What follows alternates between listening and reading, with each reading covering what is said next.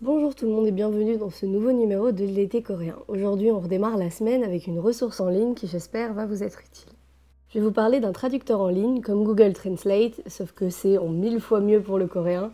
Il s'agit de Naver Translate. Il se peut que vous ayez déjà entendu parler de Naver, qui est un peu le Google coréen, bien plus pratique pour trouver des infos en coréen ou sur la Corée tout simplement. La base de données est évidemment bien plus intéressante.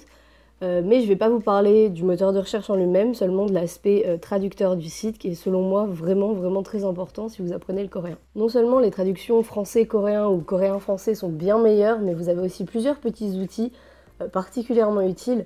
Par exemple, si vous ne savez pas lire le hangul, pas encore, j'espère, il y a la romanisation, donc vous pouvez lire ça en caractère romain, c'est pratique, c'est un bon point.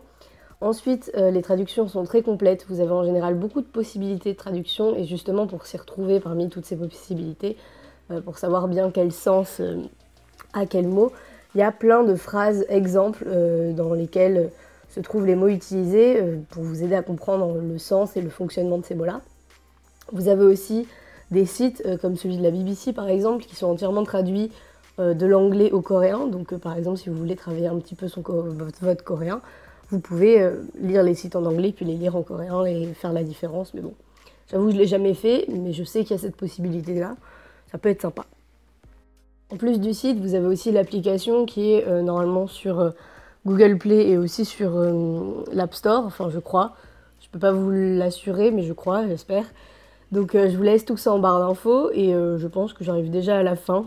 Ça a été très rapide, mais c'est toujours rapide en général le lundi, c'est pratique. Du coup, je vous laisse découvrir tout ça par vous-même. J'espère que ça vous sera utile. Sur ce, je vous souhaite une bonne journée ou bonne après-midi, bonne soirée, peu importe. À demain pour un nouveau numéro. Travaillons ardemment. 열심히 공부하자. Courage, fighting!